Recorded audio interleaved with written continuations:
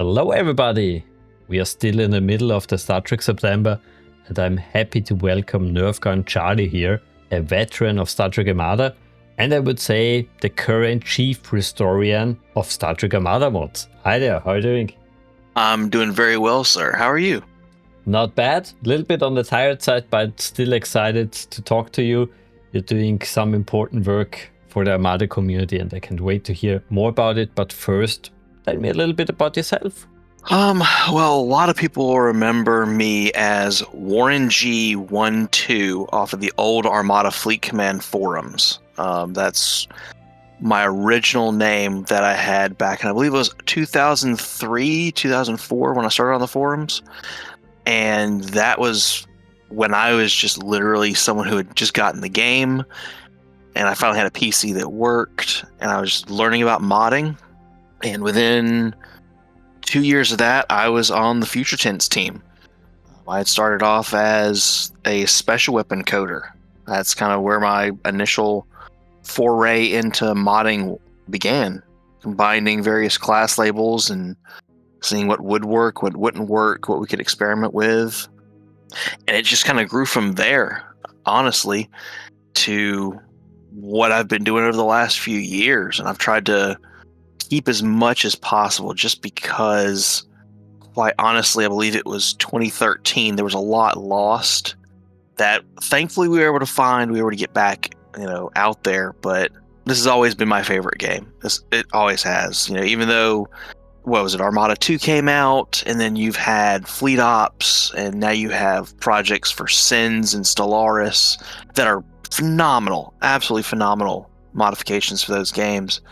I always find myself coming back to Armada 1. It feels like home, if that makes sense.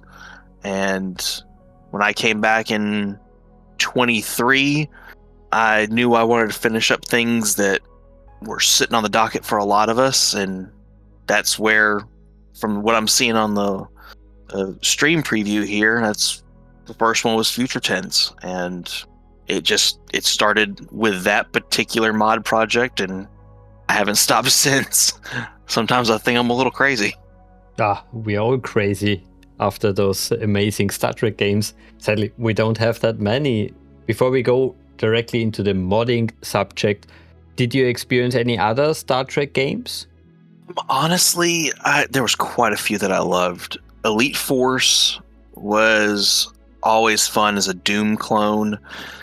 One that I think is always hit or miss with people, I honestly view it as a love it or hate it, is Star Trek Encounters. Just because you're dealing with multiple eras, and I like the Starship combat of it. It had its own version of a survival wave, a minigame. Star Trek Shattered Universe, where you're exploring the mirror universe in a fighter sim. Honestly, I think one of the best games that I never really got to see a lot of modding for, I know I've seen some of it, is Star Trek Legacy, and it uses similar ODF structure for the coding as Armada. But there's been so many over the years. I played Star Trek Online early on. I want to say I quit early on too. They had something really good going, and it was once I started realizing what they were doing with the C-Store and lock boxes and everything else, it lost its charm, if that makes sense. It wasn't so much exploration with combat and good stories. It was just combat and spend your next paycheck on the game kind of deal.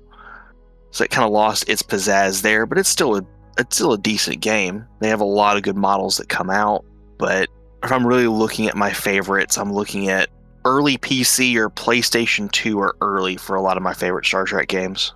Yeah, especially Star Trek Online is also for me a love-hate relationship. I enjoy it a lot, especially I say hats off to what they achieved. It's the game which has the most canon ships, the most voice actors from the shows, but the game aspect could be a little bit better. 100% agree. I think for me, the death knell, in my opinion, and I know there's going to be probably people that watch this that might disagree with me completely, the death knell for me for Star Trek Online was the loss of the Foundry. Absolutely. When the Foundry was lost, that was it for me. I found myself playing the Foundry at times more towards the end than I was playing the campaign, because I already played so much of the campaign and the TFOs. And once the Foundry went away, I lost a lot of that love for the game, because the Foundry could be anything. And there were people that were just doing silly achievement missions. There were people that were doing extensions of the story campaign, or I think there was one that was basically modeled like Borderlands. There was a Borderlands 2 mission where it's literally the guy is saying, "Shoot me in the face," and literally someone had done that in Star Trek Online. Shoot this Klingon starship in the nacelles, watch it blow up, and that's all it was. Just the silliness of it and the wide range that people can do. To me, that was a quintessential corner of that game. And once that went away, for whatever its reasons, it could have been business, it could have been, the team, it could have been high turnover rate, and they lost that knowledge. I don't know. I think some of the magic was lost. There's still a good game, still a lot of great starship designs. I think every starship design that comes out is either a love or a hate, quite honestly. But it was just that the Foundry to me was that sauce that just you always went back to. And I hope one day they bring it back for a lot of the people that are still playing. I absolutely agree on everything you said. Sadly, I guess it will never come back, because as far as I know from veterans of the game and some developer interviews I heard, it can come back because it's so cost intensive for them to maintain it. After every big update, basically had to stop their current production and just fix the Foundry for the latest setup that it would work again. So they said at one point, okay, do we want another big star on our game, or do we want to keep the Foundry? And sadly they decided for the big star. And one thing I never considered until you said it, as you know, I'm a big fan of archiving gaming history, and this is one thing we can never get back, because nobody recorded every mission. It's gone forever. It is why I wish, and I know it will probably not happen because of staffing and cost, but it would be nice if either they allowed for Star Trek Online Classic, because I know it's been tried with World of Warcraft, or they did allow, hey, we will allow, to an extent, this custom private server. It will not be maintained. We are just bringing you back a version of the game from Season 6, or I believe it's Season 7, Legacy of Romulus or whatnot. But this is the version of the game with its version of the Foundry, and then that's it. It won't be patched. It comes with the bugs that were with it. Have fun, because we are able to just take that section and give it to you. I'd be down for that, because it's just like, okay, do I want to play current? Okay. Or do I want to play just the classics, and I've got access to those old tools, knowing that the tools are buggy, knowing that they're not going to fix them. No resource will be put to it. This is just a one and done. I'd be okay with that. I really would be. Yeah, me too. I also think the World of Warcraft Classic showed how it can be done. I definitely want this for every MMO now, even though I don't play that many. But yeah, moving back to Armada and modding, did you learn this stuff by just doing it, or do you have a tech background? I mean, for me, tech has always been a hobby, and I did go to college for it, but I never really got a tech job until about 6 years ago. And I've been doing IT work and learning SQL coding and Python, things of that nature for my current job. But this was always a hobby that turned into a passion as far as modding. It's why I dabbled a little bit in Legacy, and why some of my friends on Discord are trying to get me into fleet ops. And at least one friend has told me that they're trying to do something like this. They know they can't use Star Trek assets, but they're trying to make an RTS in Unity or Unreal Engine, one of the two. It's just, this has always been fun. And I've always felt if it's fun to do, it's not a job. And I've done plenty of modding where, if this makes sense to anybody that's listening or to yourself, sir, you hit a wall when it comes to burnout working on something, but you love it so much you ignore the burnout because it's just fun. Like, yeah, I could probably take a break for 6 months, but no, this is too much fun. We're taking it to the end. I do not care. I am doing this. I'm having too much fun. You know, regardless of how much more burnt out you are on that one thing, you just love to do it. And it's why I always gravitate back. I could play any number of video games that I like, Star Trek based or not. I always find myself coming back here. And some of this was self-taught through trial and error. Some of it was from looking at the old mods when I first started and looking at how they did things. And I know you, earlier today, you talked with Mnemonic81, who was, when I first started, he was already well known in the modding community. Learning how he and whatever team he was a part of, and Majestic, you know, MSFC, and all those other names back then did things. Same with Future Tense, how Adam Kitchen and Chris Lake and Elibtron Omega and all these other guys, they had already started trying to see what they had done to learn and what they'd already established could work. And you're like, okay, well, can I tweak that? Can I make it do something different? Or is this the hard limit? And it just slowly grew over time. And the first culmination of that, while I've had some of my own mini projects come out, the first culmination really is the release of Future Tense, because that was kind of me just going, let me just throw everything I can in here that I've learned with this project, and let me try out a few things while I'm at it. I'm trusted with the project to finish it, so why not? Let's see what happens. But yeah, it was a mix. Some of it was self-taught for modding, and some of it was learning from the teams and mods that I gravitated to when I first started. And those same mods are the ones I've been working on, and that's why it's so much fun. I guess we should finally talk also about what is Future Tense. I guess outside of the current Armada community, not many fans know about it. Well, I'm going to do the best I can on this one. So forgive me, sir. I'm not the one that created the project. You know, I went from team member to chief restoration officer, bringing it back. You know, I went from, I was making some special weapons to I'm the one launching the game and finishing it. But initially it was, and I kept it, you know, true to that. Story is 2409, and it is based off of the Virtual Voyager series. And this was 2 people as a team. They have their own website. It is still active and you can still access it. They had written seasons 8 and 9 of Star Trek Voyager after, you know, the end game finale series finale episode, where Voyager had accidentally gone into a pocket dimension as part of it, found this malevolent semi-elusive race called the Sirnax, who had conquered their universe. They became a threat to ours, and it kind of culminated at the end of their series. They were going to make a big war movie out of it that never really came to pass.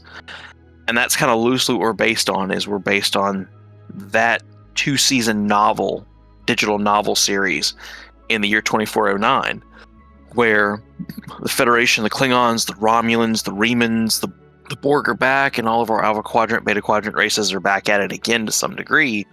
And now they've got to face this new threat that kind of makes 8472 look like little kittens you would find at a pet shop as far as comparison of power. And it was just bringing that to life in this game, with the limitations that we did not have single player campaign to be modified into what we wanted it to do. So with this mod, it ended up being, we tried to tell the story as best we could through multiplayer mission setups, one of which is completely automated. Literally, you just set up the map the way I have it in the README. The map will play itself, and you're essentially watching a sensor recording of the invasion. So you don't get to participate in it. You're just witnessing the first steps of history when it comes to what started the story here. And that's kind of where he had it. Was he even had it written out, I think the ending and everything, and it led to what is currently playing on the live stream right now. And wow, I've forgotten that I'd balanced the Cyrax shields to be that tough, but that is accurate. Yeah, that species is really interesting. But before we go into that, I find it so fascinating that you also had so much backlore and story elements already. Wow, really hats off there. And that was pulling from that digital novel series, which I still have not fully finished. I've read multiple of the novels to try to get an idea of some of the elements for the mod, but they literally did 26 to 28 novels per season. So you're looking at over 50 digital novels that they wrote for stories for dealing with Voyager and her crew, and the Doctor, Seven of Nine, Harry Kim, all of them.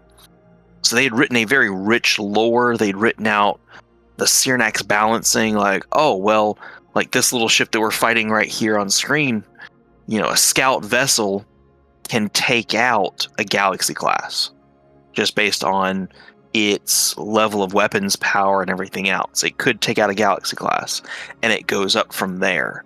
And the general tech of what the Voyager A would have. So for the lore, it was literally looking at that and then looking what we'd already done in game and like, all right, I know how to bridge this gap. We've already got most of it here. So that's, in some ways, it was very easy to do that because two people had spent a tremendous amount of time with creative writing and detailing for the universe they were working on. That, to me, it's one of those fan projects I think of as second to none. And that's personal bias on my part. I know that, but I've known about that project since, I want to say, 6 months before I joined the Future Tense team. It was what I found before I found the Future Tense team. And to me, it's beautiful. Was this back then in the forum? I actually have a link for it right here. I'm going to post this in chat if that's okay. And it's just this, vv8.jetc.org. And it'll take you to a splash screen where you've got two resolutions, 800 by 600 or 1042 by 768. And this is everything. Their production, what the mission is, seasons 8 and 9, all of your tech, introducing your aliens. They had a little mini forum. And one of the fun things was, in one link, they had actually done 3 Bridge Commander mods where you got access to one of their Cyrax vessels and then 2 Federation fighters. So it was pretty much all covered on this website. This is one of the side projects I've been working on to archive this. I never know if this website will ever go away. So I'm trying to slowly archive this on a hard drive just so that none of their data is lost. Good man. I like when somebody else is also archiving stuff. That's why I have so many hard drives. Yeah, I know that problem. So what is that hard drive for? Don't touch it. I don't know yet. Coming back to the unique factions, especially the one where it needs a lot of firepower to kill them. How hard was it to achieve that? Well, we'd already had most of the balance, and well, let me start here. When I started getting Future Tense up and running in early 24, when I'd gotten the green light from Adam, and he told me, if you want to finish it, you want to get this to the finish line, go ahead. You have my blessing, kind of deal, because I was not going to do it without him saying so. The 2013 beta is what I was using, only because it was the most complete beta that we had for all 6 of them, and we'd already had the balance largely there. And it was literally going off of, at least for the Cyrax, it was going off of how they were stating the Cyrax could handle firepower. They were incredibly weak to special weapons. So you fire off a tricobalt, you fire off a deflector beam, you're probably going to be able to overload their shields and hull and if not one-shot them, just cripple them to where you could finish them off. But they're heavily resistant to standard firepower. So they've got to have an Armada, they've got to have a very high shield regen rate where you just try to throw some phasers and torpedoes at them, they're going to be able to recover while they're melting your shields. But you overload them with a heavy weapon that does a tremendous amount of damage all at once, well, they can't recover from that. Everyone else was kind of, I don't want to say normal balancing, but typically when you're dealing with Federation, Romulan, Klingon, and to some extent Reman, in these kind of contexts, that balance is a little bit easier. There's just slight variations where Federation's kind of your balance, Remans are going to be a little bit higher, Romulans are going to be roughly the same, but maybe higher costs. Klingons are cheap builds, but heavy firepower. Like there's kind of already a built-in thing there with stock Armada. And then the Borg are just the Borg. So they had to be more resistant than any other race in there, but they also had to fall short to the Sirnax. So there was a nice natural progression there. The big balance was not even the special weapons, it was getting the standard weapons right. I didn't want one race to just have it where, they could go one ship against 30 and win if they weren't meant to. So getting the standard disruptors right, the standard pulse cannons, without it looking silly, to me, that fine-tuning was the worst. Just in the initial beta of what we're watching, the Romulan Warbird, before I rebalanced it, that one Warbird had 3 times the shield regen of anything on the Federation side. And it's not Sirnax. So it would just melt through half the fleet before they could blow it up, just because the shield variance was off on its regen. So it's just things like that. And that's why it ended up taking me, 10 months? Yeah, I want to say 10 months from the time I really started this project to get it done.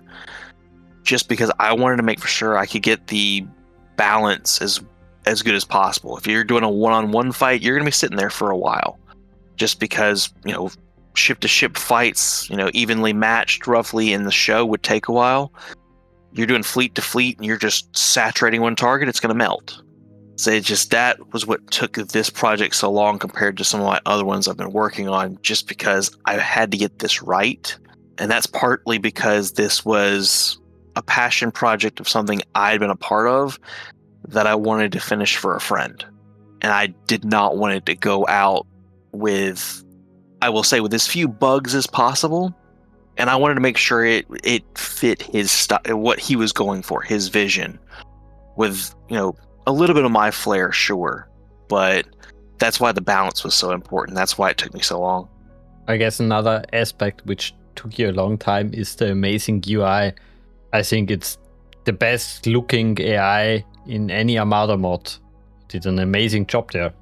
Well, that's the thing. I will take credit for things like a lot of the special weapon buttons and things like that. I did remodify a lot of the wireframes, but the initial templates for the wireframes and all of the graphical user interfaces, those were all made by Taurus Pankov. That was his forte, and he's actually come back recently, which, we lost contact with him for a while. Life happens kind of deal. And he had been running a Python script that I'm learning right now. He's actually made it where this UI, we can actually shrink it down to have the same functionality, but it only takes up 2/3 the space on widescreen monitors. So when you implement it, and I'm going to do this as a patch on the Future Tense page, when you implement it into the mod, you're going to gain back on both sides of the UI actually additional viewable space for combat with a condensed UI. And that was one of his big fortes. It's the only thing that I'm trying to learn still, but when I see someone that's a lot better at it, I'm just going, hey, you mind giving me a hand? I'm not as good as you at that as you. Like I'm going to need your assistance there. But it was Taurus and his templates that taught me wireframe making. It taught me the build button layouts and everything he'd done. So he was one of my big influences for the actual interfaces, but the actual overlay itself, that is all him. And I give him all the credit in the world for that. It's definitely a big achievement, especially if you're now considering that you rescale or redo the entire UI. Wow, this will be a big achievement for Armada 1. Definitely not something I saw coming, and I have not had time to test it yet, but he's shown me screenshots of it, and I want to. I really do. I'm going to put it on another PC somewhere that has an ultra wide. I'm going to test it out probably in the next week or two, and then I'll get it out there on the mod database page. I find it also so interesting that there is kind of a new resurgence in Armada modding.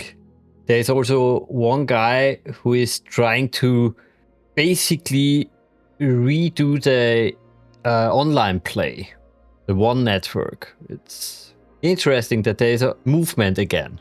You are not the only one surprised by that. I honestly thought I was the only crazy one left that was modding Armada 1. Everybody else had moved on to Future Tense. They'd moved on to Sins, Stellaris, waiting on, I think it was Sins 2. And I started looking. There's, Husker. I know him on multiple Discords. He's doing a remastered project. Blurg Gamer, if I'm not mistaken, he's working on what he calls his Galaxy mod. He's been doing the playthrough of the campaign. And I started looking around. I'm like, maybe it's the 25th, or maybe it's always been here, but there's more and more people that are coming back to A1, and it's quite refreshing. Definitely a big aspect helping is that we have it now on GOG, and it's easy to install and runs better than in Windows 98 days sometimes. Oh, Windows 98. Though to me, the most stable that I had when I was modding before I took my large break was Windows XP. That was the most stable.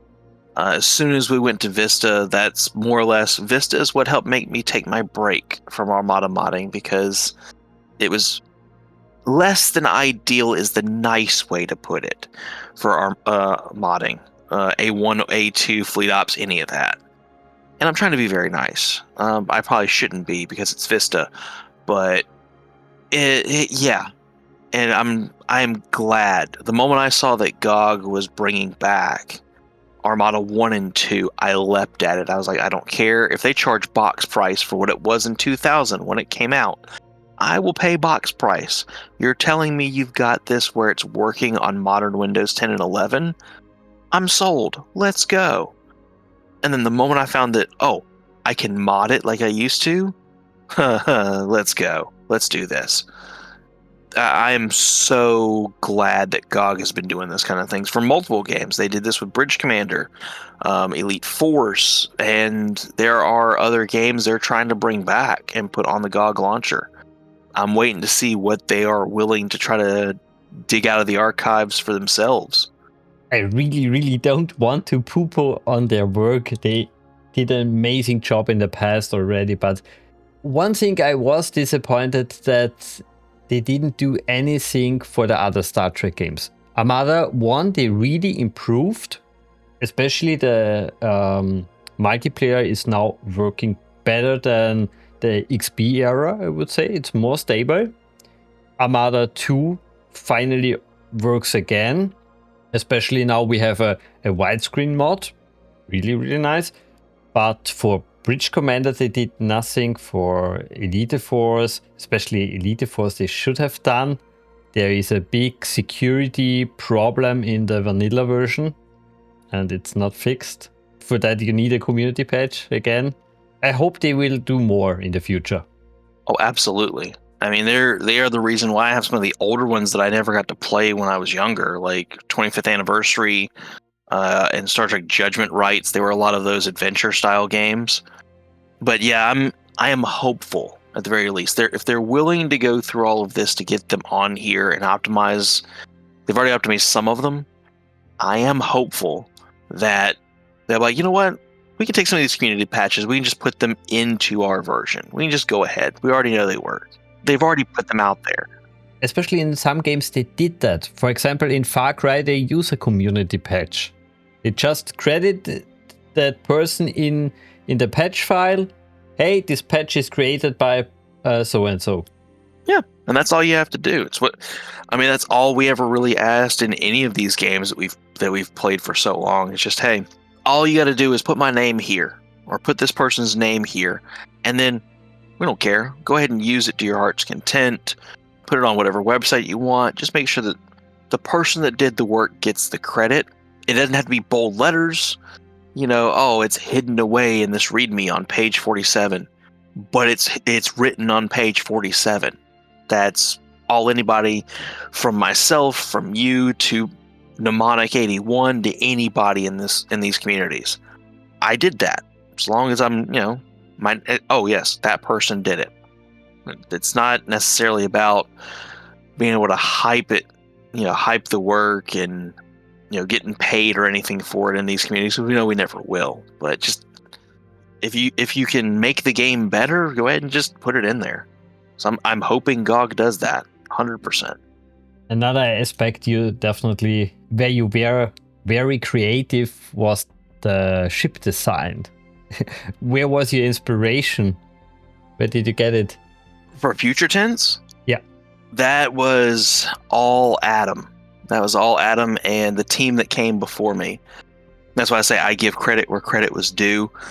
I did make some updates to a couple of the ships before they went out because I wanted higher quality models. But that was one of those instances I was not going to mess with anything, really. If I could find a better quality model, I would. But it was more Adam wanted to try to capture as best as possible. And for anybody watching, this project was started in late 2005, 2006. So you didn't have anything that has happened from JJ Star Trek 2009 movie onward. We didn't have Picard. We didn't have Lower Decks or anything. So the Future Tense crew, as large as it is, was tasked with, they're going to have some ships that we've seen in Deep Space Nine and Voyager, but we've got to create some new ones based on these design lineages and just take it to the next level. It's why there's Excelsior classes in here that they're taking their design inspiration from the Lakota / Enterprise B type, and it has been upgraded even further. And why his Enterprise F, yeah, of course we know what our Enterprise F and G are as far as the TV shows, but back then we didn't, and he wanted to have more of an Enterprise E meets B. If you look at the secondary hull closely, he wanted kind of that mixture of the design tech there. The only one I think that took direct outside influence from another fan base, obviously, was Voyager A, and that was, I think, the only one that they might have sourced from another fan fiction, and then everything else they were just doing modifications of what was already out there, trying to futurize it, at least for the Federation. And we kind of did that with the rest of them. But I'm pretty sure, thinking back on it as I was doing this, all the starships that are in the game currently were in that beta, and it might have been just one or two needed to be cleaned up with a slightly better texture, or it was okay. It is what it is. Let's resize it. Let's fix its ODF, because in the file its hard points are all out of whack and it's just not working. But that's just one of those many instances. It's why I make for sure the README is thorough. I brought this project to life, yes, but there is a huge list of people that made the game happen, and I'm not taking it away from any one of them. I just made for sure that the game passed the finish line, and after 2 decades of hype, we could finally get it out there and people could enjoy it. Sounds like a ton of work for the entire team. Well, the bad thing is, when I did this in 24, when I decided that yes, I am going to do this, every project I've done starting with Future Tense has been more or less an army of one.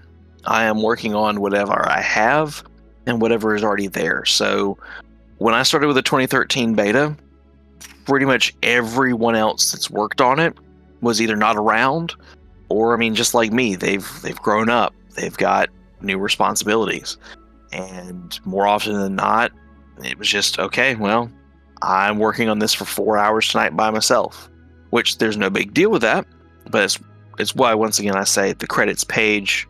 I always try to make sure everybody is captured there, because even though they're not around anymore to help out, they did put in the sacrifice early on to get it to where I can finish it. And it was a rough thing for Future Tense. It literally has taken the longest out of any project I've done, even though everything was there. But I won't take away from anybody that's worked on it, because it was a 2-decade project essentially that we honestly had planned to be out in 2007.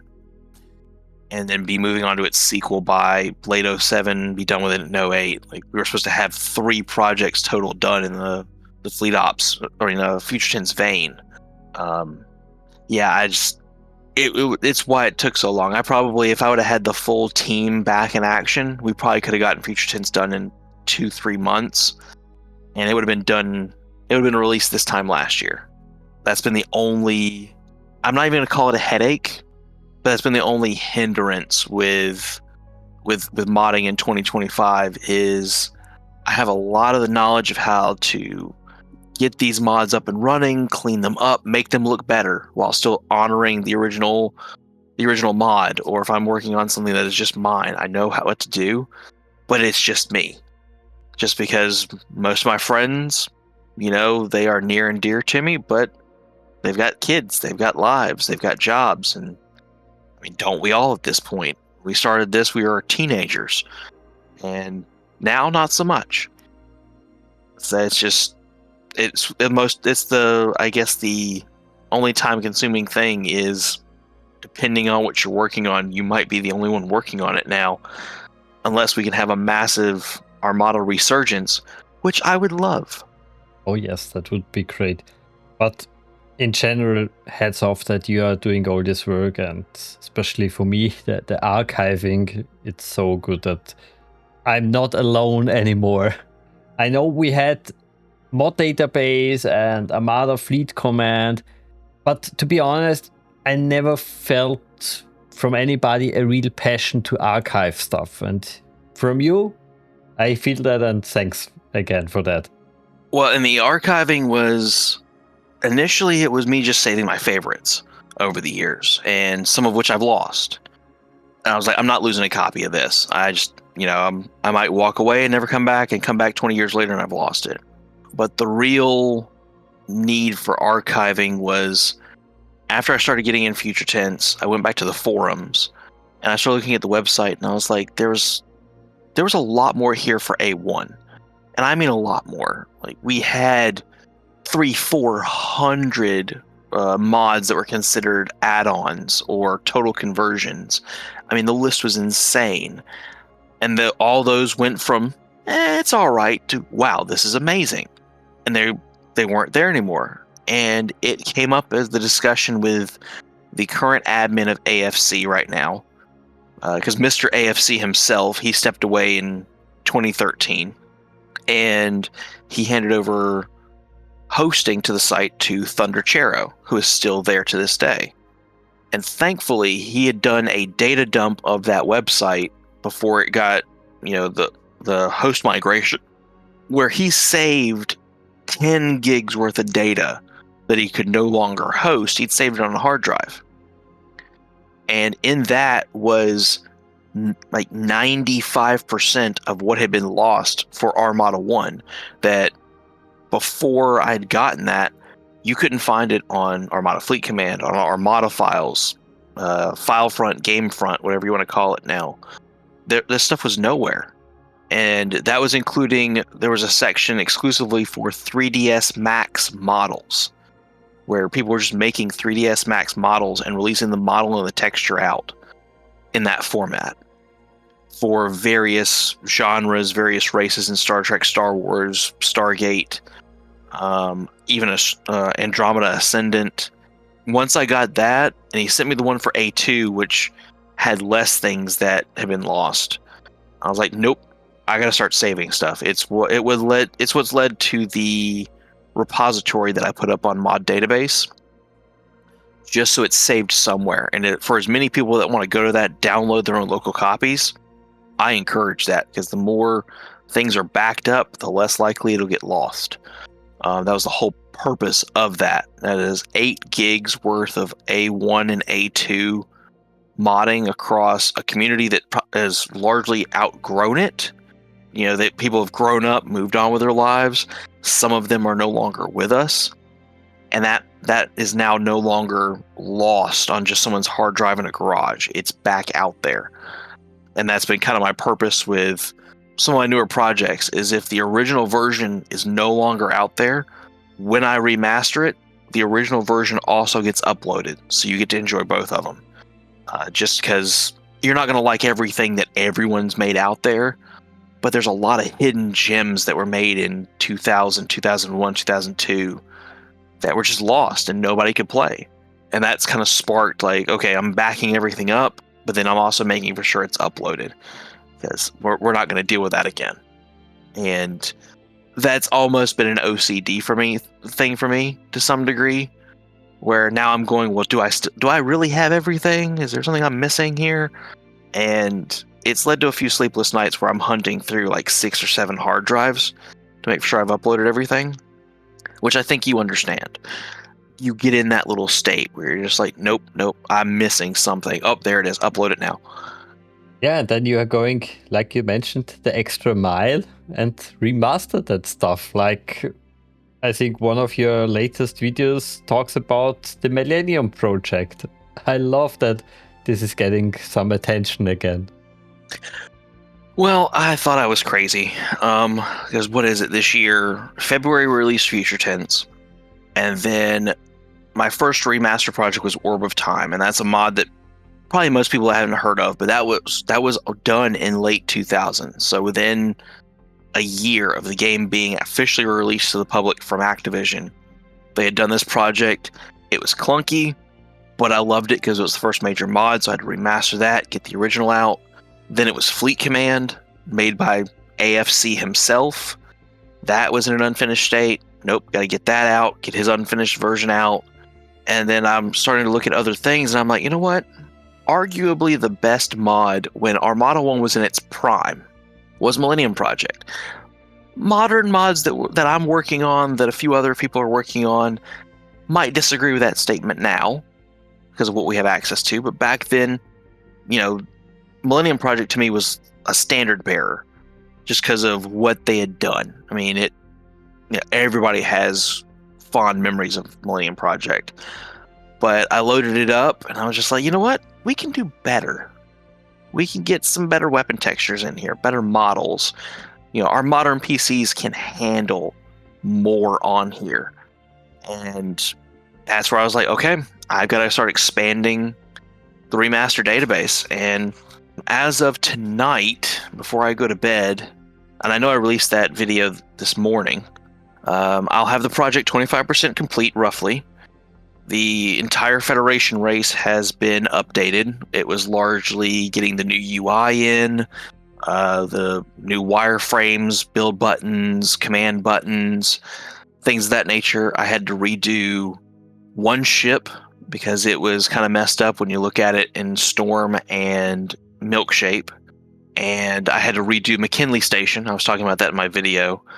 I don't know what happened with McKinley Station, but thankfully there was a version of it for Bridge Commander that was only 1,000 polygons that is still up there on the Gamefront website.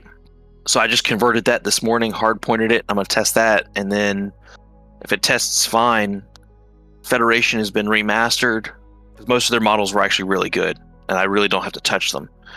So that's going to be locked down. I'm working on the Klingons next. They're going to need a lot of work with, getting their models up to date.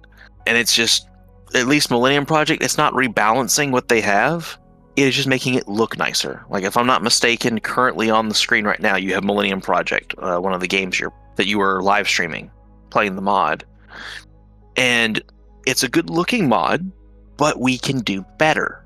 It's nothing against what that team did. It's just, this was, 2004, 2005, 2006. we can do better in 25. And that is the only goal, is to make it look better. And I'm not messing with any of their weapon balancing or starship balancing in any way. I'm not removing starships. I'm not adding them. I might be updating the models or changing the model as far as to a better version of it. But that's about it. Like right now, the standard constructor for Federation is still the TMP era constructor that you're using on screen right now. It is still that. But we can make it look better. We can make the weapon textures look better. Was it Rake? If I remember the name correctly, Rake's weapon textures folder alone. You install that in a mod and the weapons instantly look better. Right now I'm using Cabal's blue shields for the shield mod in the remaster of this particular mod, just because it gives it a more bubble feel for the shields. I always equate that to more Stargate Atlantis, like the Atlantean shields. They are just solid shields until you penetrate them. So it's things like that. And we've got the space package that Fleet Command gave us as far as the updated moons and planets, space backgrounds, nebulas, to give it that good feel on space being a little bit more dynamic, a little cleaner. And that's where we're at currently, is roughly about 24-25% completion on that. I'm hoping, if it goes smoothly, despite I know I'm going to have probably some work to do on Romulans and Klingons too, I'm hoping to have that done in like a month and a half, 2 months. I want to have it done before the holidays, because I have 2 or 3 projects still on the docket. Hence why I call myself crazy, sir. Yeah, you definitely have your future planned. Not bad. Not bad at all. But sometimes you also want to look at the past, and I guess there were some features you would so like in the game, but you just can't include because the game can't handle it, or it just breaks the immersion. Anything which comes to mind? Well, there's the catch-22, and I don't know how many people have encountered this. I've encountered it a lot just because it's how I started. I started off as a special weapon modder for Future Tense. You can do a lot of things with special weapons as the player that work, and they work beautifully. For example, between Taurus and myself, because I wanted to clean it up a little bit, we have a working Riker maneuver in Future Tense, and it's basically you have the Titan. It's just flying towards its target, or it's flying through enemy territory. You press a button, and you see nacelle plasma being vented into space. Within 5 seconds of each cloud forming, they explode, and it causes damage to anything that's nearby that cloud. You know, that was a unique feat that Taurus was able to help me figure out. That I think he did largely the coding as far as the timers and everything. But you put that on an NPC, the NPC doesn't understand how that works with a coding combination, and it causes a crash to desktop. I might explore it. I don't know. I'm not holding myself to it, as I'm learning some coding languages right now. I might explore hook coding for that reason, just like they did for Fleet Ops. Because one of the biggest limitations for Armada is there are special weapons that you can have as a player. If you give it to an NPC, the computer will crash itself to desktop trying to figure out why you put 3 different class labels together and how it works. And to me, that's one of the biggest limitations with Armada 1 and in some cases Armada 2. Like, one of the simplest ones is you can use the Ultradium beam code from the Borg and just give it like a standard phaser look. When it hits the object, normally you would see for Ultradium code, and it branches out with lightning to other targets. One of the things that Future Tense did was, instead, it fires a extremely short range, I think it's 50 units max, tricobalt torpedo that is invisible, that has an invisible explosion, because it's hitting so close to the target, all of that splash damage is right there, and it kills the target. So you're combining tricobalt weaponry, firing off of the Ultradium weapon as an activator. The AI doesn't understand that in most cases, and it'll just go, you know what, I don't know what to do, I'm shutting down. And it's things like that. Do I wish there were more class labels or way to add class labels in here? Yes. It's why I'm glad we found the probe torpedo coating and then the unused plasma overdrive that they were going to use for warp drive in Armada 1. That was just dormant. And that's why we use it in Future Tense, because we try to do the maps much larger, so you needed to use warp drive to quickly traverse it.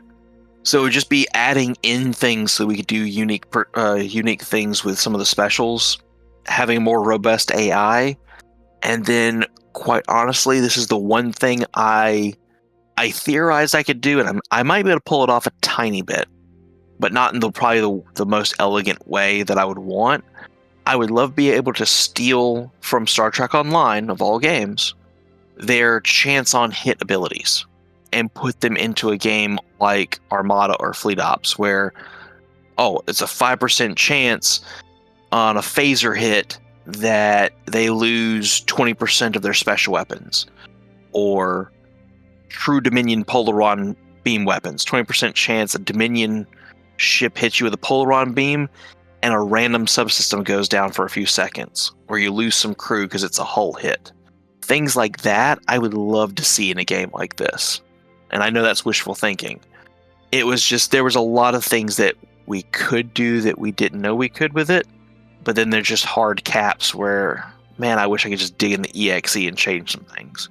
And have you ever considered going to the Armada 2 engine?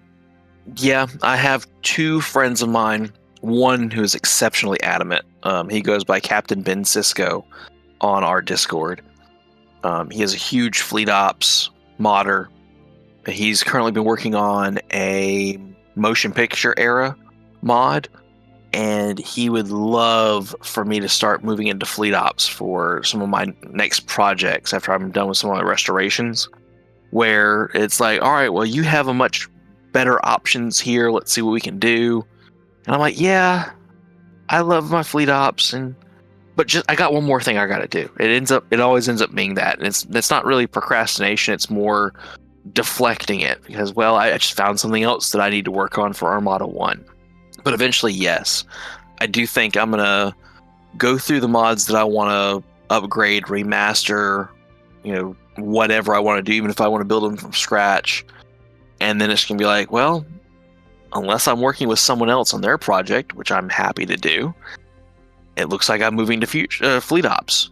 And it's just waiting to see with what I'm trying to plan out when that'll happen. Because Fleet Ops is the current version I want to play in mod with is Roots 5.0, just so that I can avoid some of the, I'm not going to call it necessarily clunkiness of the standard 3.2.7, but there's just some features in there like the limitations on certain unit builds or the ranking system. While that was a great idea and I like playing around with it, I'd prefer to mod with just more of a baseline that the Roots mod has.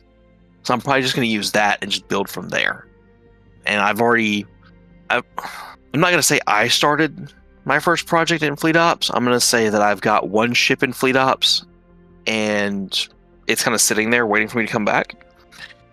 But I have started, the groundwork is started slowly there, and it's just I'm being coaxed over there once I'm done. And I think he's trying to basically rush me through to get all this done. So it's like, all right, no more excuses. Come on. Well, I guess we see a lot of content either in Armada 1 or 2 from you. So it's nice. We have a bright future here. Well, to give an idea, and this is what I've done to myself. After I'm done with Millenium Project, the two things I have in the docket right now, Star Trek versus Star Wars. There are a lot, thanks to all the tech that we have now and what our PCs can handle now, there's a lot of Armada 2 assets that have been created that are higher quality than what we had before for the Rebel Alliance, for the Imperials. So remastering Star Trek versus Star Wars with modern Federation, Klingon, Rebels, and Imperials in that mod, that is enticing. Updating the UI, creating brand new special weapon buttons and build buttons and wireframes for those those ships and stations. That's one of the next things on my docket, because that was another mod that I really enjoyed. The other one is my buddy Adam, like I said multiple times, creator of Future Tense. His other Armada 1 project was called Past Tense, and the plan was it was going to be a strictly Enterprise era mod. So campaign would still work in its normal way. Multiplayer, however, would be Earth Starfleet, Klingons, Romulans, and Xindi, taking the place of the Borg. The unique challenge there is the Borg and the Xindi will have to probably share a UI, so it's trying to find a harmony level there, where the UI will work for both, and then each race has their own unique buttons for everything. And that project, literally, he did 3 starships for, and then that's it. There was no other work, so I'd have to be building that one from scratch. After that, I don't know. It is, someone working on a project like Husker. Is he looking for if he's looking for a buddy to help out, or is someone out there wanting to do their own A1 project, or will I be going straight to Fleet Ops? After these 2 projects, I don't know. And for all I know, I might be going through the archive and I might find 3 or 4 projects to remaster in 2026. After these 2 are done. I'm definitely not saying I'm done anytime soon. It's just too much fun working on all of this. There's too many mods to look through and play. And if we are going to really have a resurgence with more and more people modding it, more and more people playing it, I don't see the reason to stop right now. It's just, let's just get all this history out there. Let's save it. Let's make sure people can have fun with it. And we'll see how long it lasts. This could last another 6 months, and then people get bored with Armada 1 again, or it could be the next 15 years. And, maybe it finally is Activision takes their head out of the sand and makes a true Armada 3. I don't know. Talking about that subject, what would you like to see in a new Star Trek game? Doesn't matter if it's an RTS or FPS. Ooh, that's a loaded question, sir. Doesn't have to be easy on this channel. No, not at all. Not at all. I mean, there's so many areas that have been neglected because they haven't really been doing Star Trek games. Except for, we've had online, and then we've had 2 or 3 mobile games that, quite honestly, mobile games are their own unique piss me off kind of level, because they're...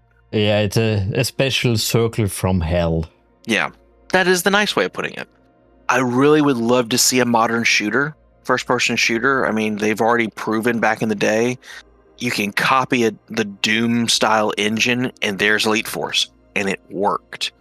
So remastering some of those would be good.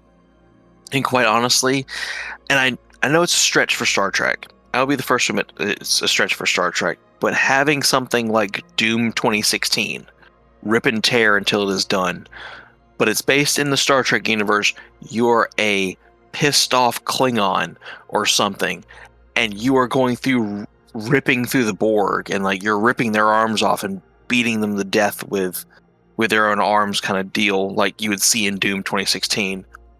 Could be fun, because why not? That's what a Klingon would do, like, just vicious combat.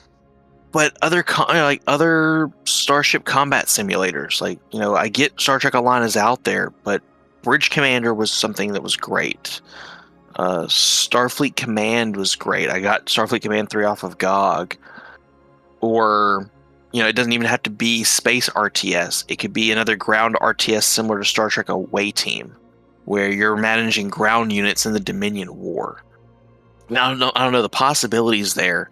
Like right now, they're putting out 2 new Star Trek games, and I loved Resurgence, by the way. I don't know how most people feel about Resurgence. I happen to like Resurgence. It feels like a choose-your-own-adventure narrative based on your choices. Certain crew members are going to like you, not like you, affect the story to some degree, affect the antagonists, the protagonists. I happen to like that game, even if it's not a tremendous amount of gameplay. So if they were to do more of that, I'm on board. But what were the new games? Star Trek Infection. The only downfall to that to me is it's in VR, and If they have a non-VR version, I'll play it because I don't have a VR headset. But looking at a survival horror game in the Star Trek universe, I'm down for that. And then, what was the other one? Across the Unknown, Star Trek Voyager, where you are playing through the Voyager timeline, but you basically can what if it. What if you don't kill Tuvix?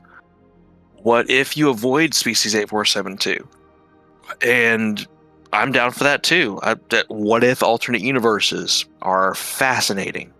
So, I mean, there'd be multiple things across multiple game genres I would love to see. Star Trek Invasion and Shattered Universe, remakes or modern versions of that fighter sim style game, where you're a fighter pilot in the Dominion War, something along those lines. I don't know. It's just some of the games they put out there. Yeah, they might not hit all the right cylinders for a lot of fans, but I am glad that they are trying and they are unique.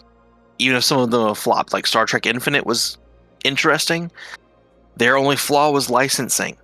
And it was literally, oh, we released the game. Oh, we lost the licensing, so we can't patch anything. Oh, well, let's shut down. Well, there was a little bit more behind this, I think. I heard a little bit about the development process that was ugly, but that they couldn't even have the right phaser sound in the game. That's a no-no for a IP product. Yeah, it was just, was it a good concept? Yes, and from what I heard from the forums and everything, it's just a Stellaris clone. Okay, sure, but sometimes you can have a great game off of a clone. Like certain editors, I believe it was in Warcraft 3, led to League of Legends, and that's an editor from another game. If I'm remembering my history correctly on some of this. Or Star Trek related, Birth of the Federation was a clone of Master of Orion. And it was, for me, a really, really good Star Trek game. Yeah, Birth of the Federation is a phenomenal game to this day. So there's so many different game genres that they could enter. Whether it be a remastered title that they did in the past with just updated graphics and cutscenes, or something brand new, I'm down for it. I really would be. I just want to see what are people willing to challenge themselves as game studios to bring to us. I'm willing to give it a shot. Infinite did not go well. I gave it a shot. Bought the game, played it. It was interesting. Ended up not being my cup of tea, but every so often I look at it and I'm like, yeah, that's not bad. That was a pretty good shot at something. And I'm going to do the same thing with the Infection game. I'm sure there's going to be a non-VR patch that comes out for it. The Voyager game, I'm going to give a shot. Just why not? Because if we don't give them a shot, we might not get a chance at something like a true Armada 3 or Elite Force 3 after all these years. Because they're just like, well, you're not going to give us a chance with this, so why would we, put in the money for this much better thing? So I'm hopeful on so many different branches that these next two games do well to whatever degree, and it leads to more. And then on that same token, modding communities come forward and be like, oh, y'all are doing this, we can do it better over here. Because that raises the competition. And that can only lead to good things, either from developers or from the modding communities for all these games. Either way, we're going to have better things come down the pipeline. That is exciting for sure. Absolutely. I also generally encourage every hardcore fan like us to just buy the games, but it's hard to justify a game which can't even make the basic sound files right. It's hard. I am not negating that in the slightest. Not in the slightest. Like you, I also bought Resurgence immediately at release, played it, loved it, and thought it's a really good, solid experience and better than most new Star Trek content we get out there on the television. I love the fact that you are literally, and it's on timers, which I would not get rid of. You are on the spot. So yeah, you're playing through a story and you're playing as this character, but you're the one answering the questions. Oh, how would I answer that? Oh, I've only got 10 seconds. Oh, and bam, okay, I pressed it. Oh, that's how it affected the story. I like that because it makes you think like a Starfleet officer, which I think is exactly what they're going for. As a Starfleet officer, you've got seconds to decide what is your decision. Are you going to go against your commanding officer to save the ship, potentially to a better result? Or are you going to follow orders? And how does that go negatively or positively? And I like that. That's why, to me, I get why some people don't like that style of game, but to me, that is one of the best games they've put out in years. Because it's not just combat driven. Yes, there's combat, but it's not just driven by that combat. It's making you think, and it's got a compelling story. So it's always going to hold a good place in my brain for what they did with that. And I'm not ashamed to say, I bought it on Steam. I also bought it on my PlayStation so I could play it down in the living room, because you're going to put in that level of detail to be accurate with what you're trying to do and portray. You have my attention. Absolutely. I also say if the product especially is that good, just buy it. I also bought it full price. Especially on my least favorite place on the internet, the Epic Game Store. I hate those guys. Ooh. Especially what they did with Unreal Tournament. I never forgive that. No. Yeah, that... Ugh. But I would say let's end on a positive note here. We have the Star Trek September, and of course I want to know, how did you get into Star Trek? Oh, that was a family thing. I grew up with Star Trek since I was 4. My mother was big into it. She watched the shows live, and she's the one that taught me. Without Lucille Ball, we would not have Star Trek. So it made me have an appreciation for the Lucy show. But I watched live episodes of TNG as they were coming out. I believe that we were in like season 5 or 6 when I was finally remembering what I was watching on television at the time, because I was a young little lad. Watched Deep Space Nine and Voyager. My mom did not like Deep Space Nine because she always thought of it as a soap opera, which I guess it had some elements there of a soap opera. But she is the reason I got into it. I watched the original series. She's also the reason why I gave, as a sidebar, not just Star Trek, but Stargate a chance, because Richard Dean Anderson, but that's another story. But I have been watching it since I was 4 or 5, and I have an incredibly hot take. It is not Kirk or Picard, it's Sisko. I said it. Just because of what all he had to balance, I think he was the top captain. That's just my opinion. And that's with him ranked 1 and everybody ranked a very close second, because I'm not going to really go through a tier list where, oh, this captain is number 8 on the list. It's just he was a little bit higher on that list. And the Picard Kirk argument got a little silly once we installed other captains, and they were also really good. It's just a very fine-tuned list where it's like this person's number 1 and this person's like 1.1 on the list. But it's always been that way. She got me into it. She's the one that took me to see my first movie in theaters for Star Trek, which at the time was Star Trek Generations. That's where I fell in love with the Enterprise B design. Seeing that on the big screen was amazing. And then and this is a callback, so anybody that's really young and watching the video, you've heard of these as a meme. We would go to Blockbuster on Friday nights, and we'd either rent Star Trek on VHS tapes, or we'd find them in the bins and we'd buy them. And that's how I ended up getting the art set for the first 6 movies, where when you put all the VHS tapes together, it would have a picture of the Enterprise A on the side of the VHS cassette sleeves. And it's gone since then. I'm not ashamed to say also, I have a Christmas tree up in my room right now. Yes, I know it is September. That is my wife's suggestion, because with that, my mom and I have collected every Star Trek starship ornament they have ever made up until this year. We're waiting on this year's. And that's what's on my Christmas tree right now, is every Star Trek starship ornament they've made ever since 1991, back to the original Enterprise. So it is just, for me, it's a generational love that I am slowly trying to pass on to my little one. And even though my wife is not really a sci-fi nerd in the slightest, she's even watched some Star Trek with me and she's enjoyed it. And her favorite character is Data, followed by Jayla from Star Trek Beyond. Those are her two favorite characters. You know what? I'll take that as she's a fan, and I'm happy. Even though whenever we've gone to conventions, she looks at people dressed up in costume and she's like, wow, that's weird.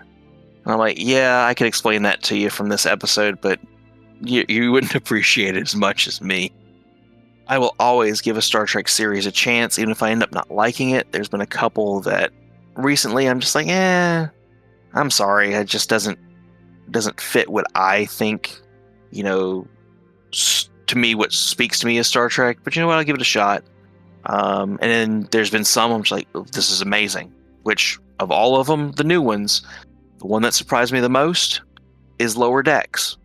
Did not think I would enjoy a cartoon-based Star Trek after I watched the animated series from the 70s, and that was awful. But Lower Decks has been surprisingly well crafted, and it is a top Star Trek series for me right now. Definitely love the detail in Lower Decks, but I will not accept that there is an organization which gives idiots an entire ship class. So every idiot in Starfleet has this ship class. Hard to swallow. But what I really loved was Prodigy. Also, I never thought, hey, a Star Trek cartoon, I would love it. No, but this is top tier. Prodigy was really good, and I understand it was not meant per se for us being the target audience. Yeah, that's on top of that. But it was actually well made. Honestly, they just announced one that looks like it's made for toddlers and pre-K. I saw the trailer. It was a Star Trek Scouts.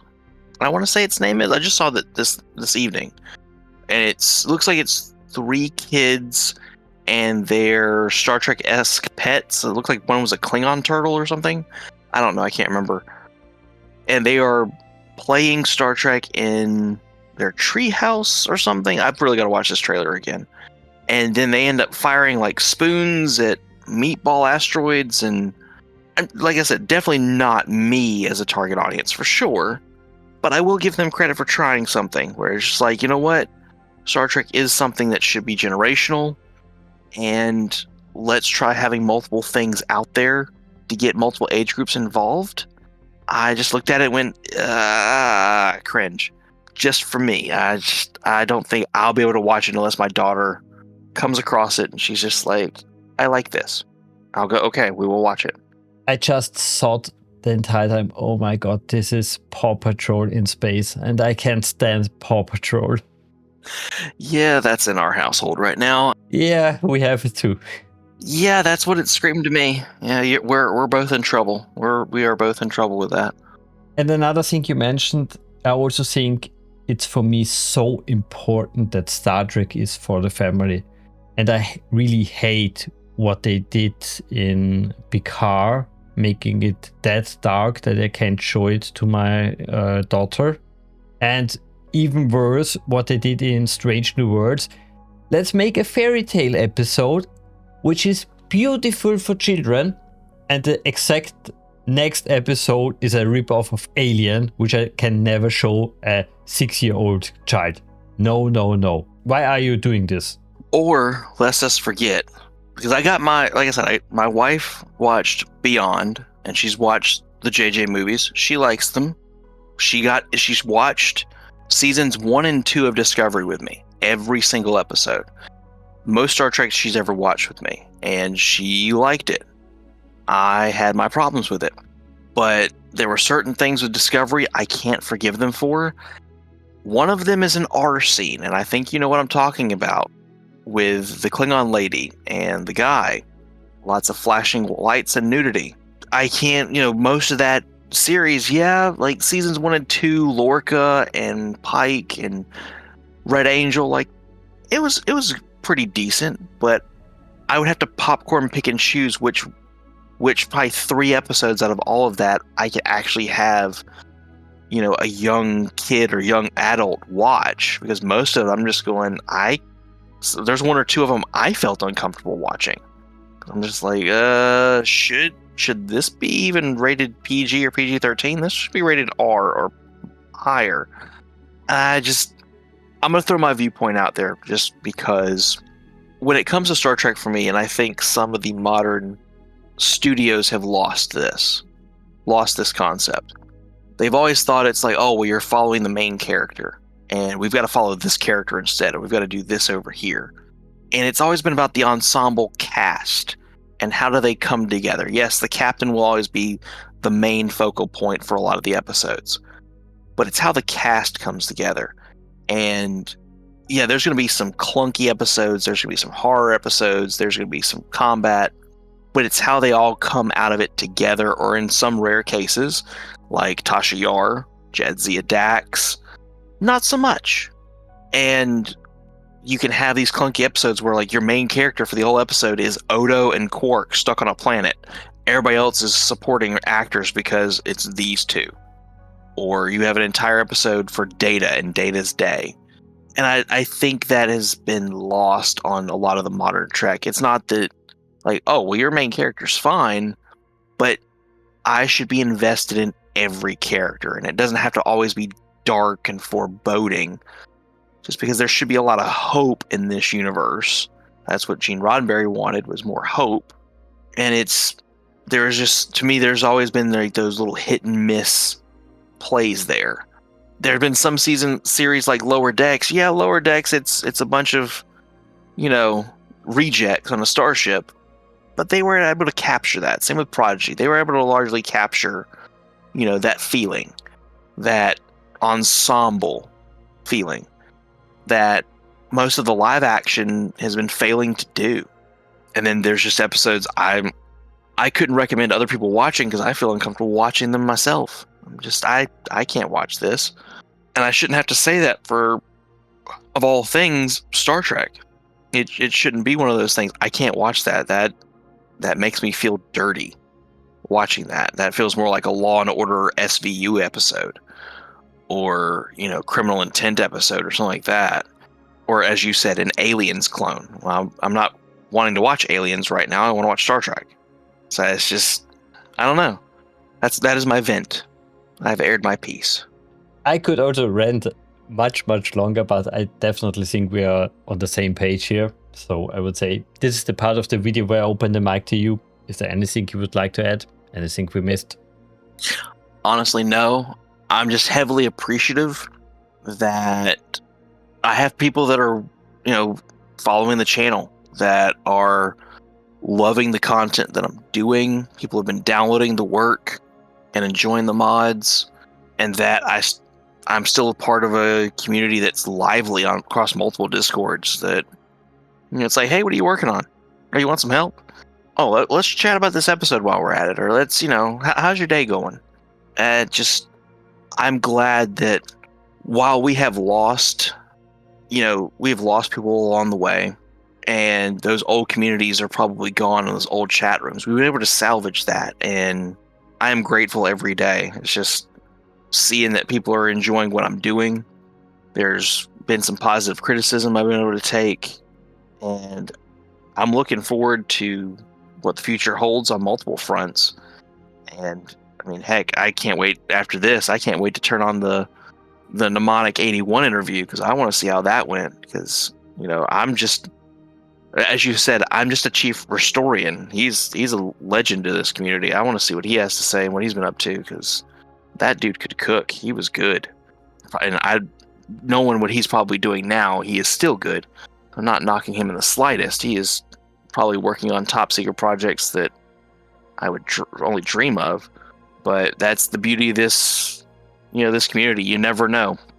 Someone you're working with on building a Delta Flyer, and the next year he could be doing production work for Paramount. Or what was it? Bill Krause. He went from designing them for fun to designing them for the TV show. And his work is on television, and in video games. It's like that is just awesome. Definitely appreciative we could finally figure this out, because I will tell your viewers, this has been, at least to me, it's felt like it's a nightmare of scheduling, just because of the time difference between us. It's roughly 6 hours between me and Captain Valiant here. Just like for me, it is 10:17 at night. So to me, that is 4:18 where you're at, if I'm not mistaken. So you staying up this long, I salute you, good sir. And it's just because of the time difference that it's been. We've honestly probably been wanting to do this for like 3 months at least. And this is the first time we were able to make it happen, just because of family and work and everything else. So I'm heavily appreciative of this. This has been fun. Well, thank you for the kind words back at you, basically. And yeah, I would say keep up the good work. I always love testing your latest versions. Not always have the time. I have the same problem as you. Maybe even twice the problem. Now I have a second daughter since last week. So only future will tell how much time I can spend. You're in trouble. Oh yes. But I would say that's it for this video.